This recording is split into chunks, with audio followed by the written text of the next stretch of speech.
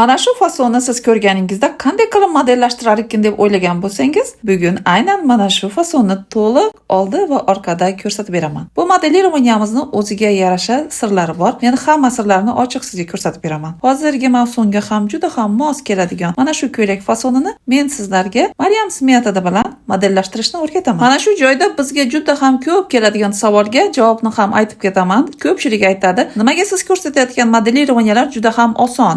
Osonlik bilan har birini tushunib olamiz deb. Bu yerda albatta eng katta siri to'g'ri posадкадagi andozalar. Men har doimgidek Maryams metodi bilan tayyorlangan oldi va orqa asos andozalardan foydalanyapman. Birinchi bo'lib biz yelkalarni xuddi shunday qilib bir-birlariga to'g'ri qilib qo'yib, skoch yordamida tutashtirib olamiz. Aynan nima uchun deganda yelkada chokib bo'lmaydi. Oldi tarafda koketkasi bor. Oldi ochilishni ham chizib olaman. Ko'rib turganingizdek 1 sm yelka tomonidan kengaytirdim, pastga 18-19 sm da burchak shaklini chizib olasiz va orqa bo'yin o'yindig'ini ham kerak bo'lsa xuddi shunaqa ozgina yoylashtirib chizib olamiz.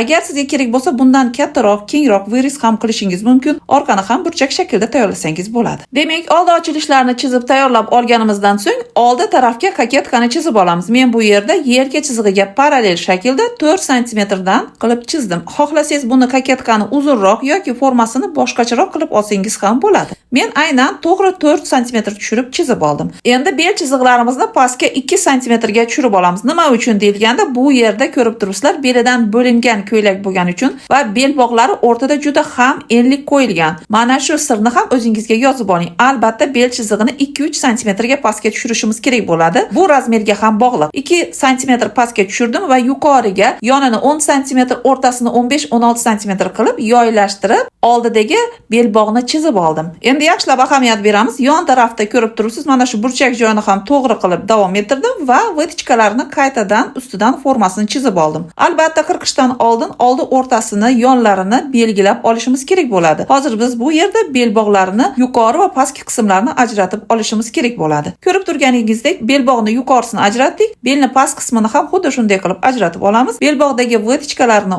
olib, bir-birlariga bel bog'ni yopishtirib olamiz. Shu bilan bel bog'ni to'liq modellashtirib olgan bo'lamiz. Ko'rib turganingizdek, bel bog'ni ajratib olganimizdan so'ng yonidagi mana shu burchak yonboshini ham albatta olishimiz kerak. Pastda ko'rib turibsiz, mana shu vetichkani orasini ochamiz, relyef chiziqni.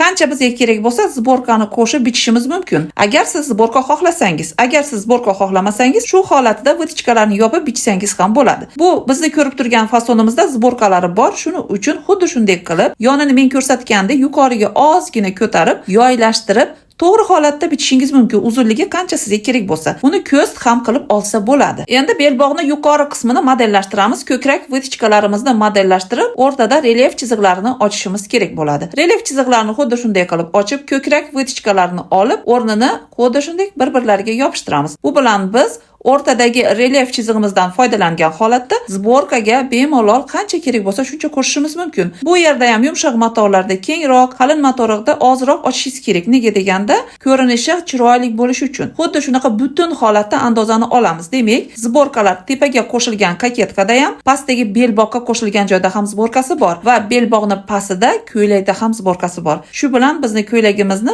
oldi tarafdagi andozasini to'liq modellashtirdik. Ko'rib turganingizdek, mana shunday juda ham noodatiy bo'lgan ko'ylakni biz oldi qismini modellashtirib oldik. Endi albatta ko'ylakni orqasini ham modellashtirishimiz kerak bo'ladi. Belbog'larning kengligini siz o'zingiz xohlasangiz bundan kichikroq olishingiz ham mumkin. Endi bu fasonimizni orqa tarafini modellashtirib olamiz. Oldindan orqaga koketkalarni yopishtirib, orqa bo'yin o'yindiqlarini tayyor qilib olganmiz. Bu yerda ham bel chizig'imizdan 2 sm pastga tushiramiz va yuqoriga 10 sm lik to'g'ri burchak qilib, xuddi shunday qilib belbog'ni chizib olamiz. Bu belbog'imiz oldidagi belbog'ni davomi hisoblanadi. Oldi belbog'imizni ham yonini xuddi shunaqa burchaklarini chizib olganmiz. Xuddi shu texnikalarni orqada ham bajaramiz. Orqa o'rtasi va yonlarini albatta belgilab olamiz. Belbog'larni ajratishdan oldin. Belbog'dagi vetichkalarni ham qaytadan chizib oldim. Demak, orqa yelka vetichkalarini ham bu yerda modellashtirishimiz kerak bo'ladi. Birinchi bo'lib belbog'larni ajratib olyapman. Belbog' o'rtasidagi vetichkalarni olib, bir-birlariga yopishtirdim va yonidagi burchakni ham to'g'ri qilib chizib oldim. Ko'rib turibsiz, shu bilan orqa belbog'imiz tayyor bo'ldi. Belbog'ning pastida yubkamizni oldida qanday bichgan bo'lsak, xuddi shunaqa zborka kerak bo'lsa, xuddi shunaqa kenglik qancha qo'shilsa, shunaqa qo'shib bichamiz. Yelkadagi vetichkamizni men ko'rsatgandek, bel vetichkasini yuqoriga ko'taramiz, proyma liniyasigacha va mana shu joyda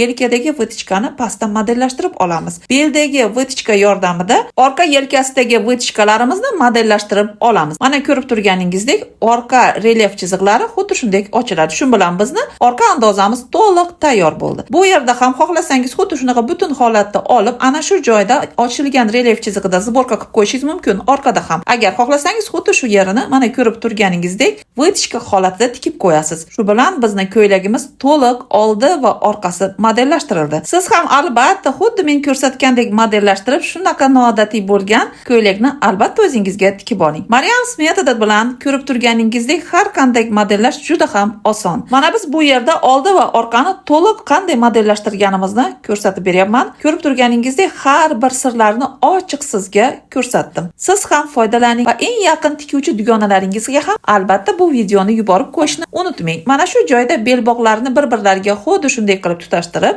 choksiz holatda ham olishingiz mumkin. Bu yerda choki faqat orqa o'rtasida bo'ladi. Bunaqa holatda ham bitsa bo'ladi yoki ikki yonida choklik qilib tayyorlasangiz ham bo'ladi. Bunaqa foydali video darsliklarni yo'qotib qo'ymaslik uchun albatta Maryamsga obuna bo'lishni unutmang. Like bosib, izohlarda o'zingizni fikringizni qoldiring. Mana shu video opisaniyasida Instagram, Telegram va bepul Telegram kanallarimiz silkalarini qoldirdim. Albatta u joylarga ham obuna bo'lib, Maryamsni kuzatishda davom eting. Biz sizga albatta bir-biridan noodatiy bo'lgan mana shunday modelирование darsliklarini berib boramiz va biz bilan birgalikda ilm olib yana ham o'zingizni rivojlantirasiz. Maryams Akademiya onlayn darsliklarida qatnashib, mana shu biz berib borayotgan asos andozalarni ham to'liq noldan boshlab o'rganib olishingiz mumkin. 3-apreldan bizni 19-potok va bolajon style darslarimiz boshlanadi. Albatta ulgurib qoling. Instagram va Telegram kanallarimizga obuna bo'lib, u yerdan yana ham batafsil ma'lumotlarni olishingiz mumkin.